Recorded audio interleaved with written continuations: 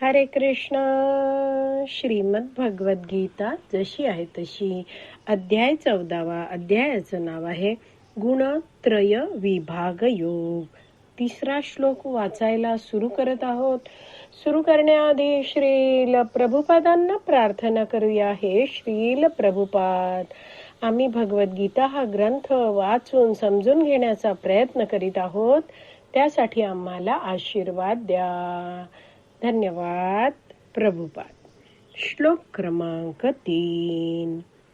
मम योनी महद ब्रह्म तस्मिन् गर्भं दधामि अहं संभवः सर्वभूतानां ततो भवति भारत. भाषांतर. हे भारता, ब्रह्म नामक संपूर्ण भौतिक तत्व हे जन्माचा स्रोत आहे आणि या ब्रह्मालाच मी गर्भस्थ करतो.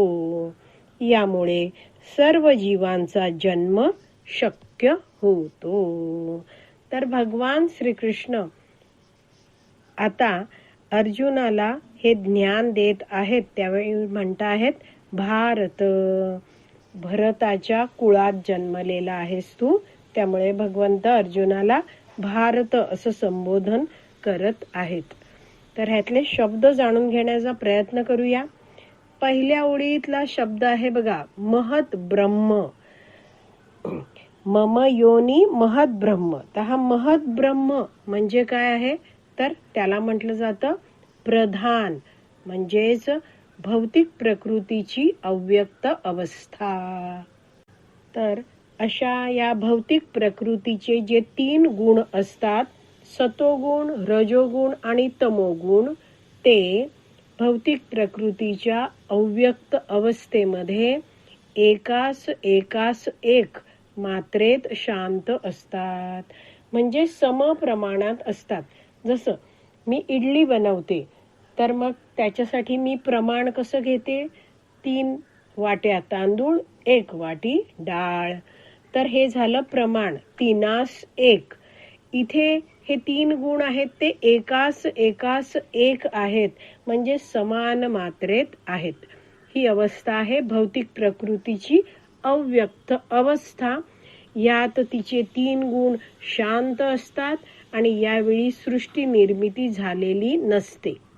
तर ही जी भौतिक प्रकृती आहे ती भगवान श्रीकृष्णांची शक्ती आहे. तर भगवंत सुरुवातीला 3ऱ्या श्लोकात म्हणत आहेत, मम.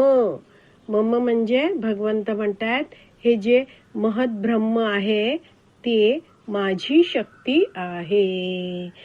मम योनी. योनीचा शब्द अर्थ आहे जन्मस्रोत. तर हे जे माझं महत ब्रह्म आहे ते योनी आहे, जन्मस्रोताची योनी आहे, म्हणजे जन्माचा स्रोत आहे. मी काय करतो, भगवंत पुढे म्हणत आहेत, तस्मिन् गर्भं दधामि अहम. तर भगवंत म्हणतायत, हे जे महत ब्रह्म आहे त्याला मी गर्भस्थ करतो. तर गर्भम म्हणजे काय, जीव.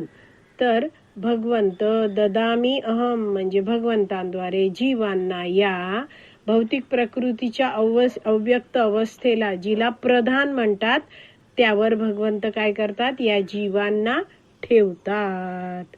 2ऱ्या ओळीत म्हटलं आहे, संभवः सर्वभूतानां ततो. तर सर्वभूतानां ततो म्हणजे त्यानंतर सर्व जीवांचा भवती म्हणजे होतो. तर अशा प्रकारे भगवंत जे प्रधान आहे त्याच्यावर जीवांना ठेवतात आणि त्यानंतर सर्व जीवांचा जन्म शक्य होतो, म्हणजे सगळे जीव आहेत त्यांना भौतिक शरीर प्राप्त होतात. आपण 2ऱ्या ओळीतला पहिला शब्द बघितला बघा, संभवः म्हणजे शक्यता, शक्य होते. म्हणजे जर भगवंतांनी या प्रधानामध्ये, या भौतिक प्रकृतीच्या अव्यक्त अवस्थेमध्ये जीवात्म्यांना गर्भस्थ केलं नाही, तर एकटं हे जे प्रधान आहे म्हणजेच भौतिक प्रकृतीची अव्यक्त अवस्था आहे ती पुढची कार्य करू शकेल का? नाही. त्यामुळे भगवंत हे यामध्ये अतिशय महत्वाचे आहेत. तर आपण ह्या तिसऱ्या श्लोकाचे शब्द जाणून घेण्याचा प्रयत्न करत आहोत. आज आपली विराम द्यायची वेळ झाली आहे. आज आपण इथेच विराम देऊया. श्रीमद भगवत गीता की जय. श्रील प्रभुपाद की जय. हरी बोल.